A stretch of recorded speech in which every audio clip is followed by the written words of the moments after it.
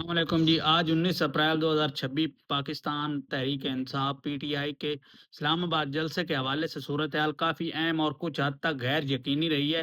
ٹھیک ہے، P T I نے آج اسلام آباد میں ایک بڑے جلسے کا اعلان کیا تھا، جسے پارٹی قیادت نے طاقت کا مظاہرہ قرار دیا تھا، خاص طور پہ جو ہے عمران خان کی ہدایت پر۔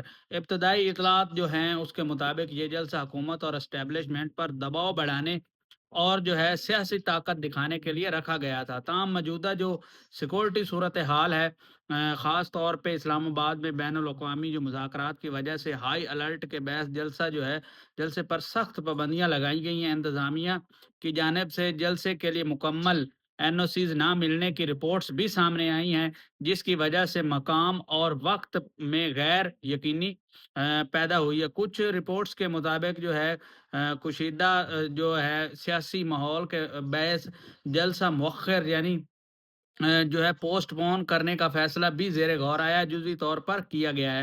پی ٹی آئی کے رہنما نے کہا ہے کہ اگر اجازت نہ ملی تو وہ متبادل حکومت عملی اپنائیں گے، جسے چھوٹے اجتماعات یا احتجاج کہا جائے گا۔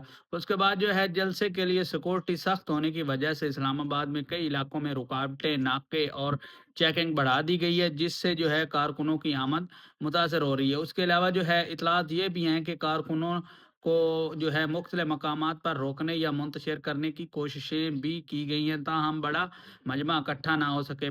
پارٹی کے سوشل میڈیا اور رہنماؤں کے بیانات میں جلد سے عوامی رد عمل اور جمہوریت کی بحالی سے جوڑا گیا ہے۔ مجموعے طور پر جو ہے آج کا جلسہ مکمل طور پر روایتی بڑے پاور شو کی شکل اختیار نہیں کر سکتا، اور سیکورٹی و انتظامی جو رکاوٹیں ہیں اس میں بڑی وجہ ہیں۔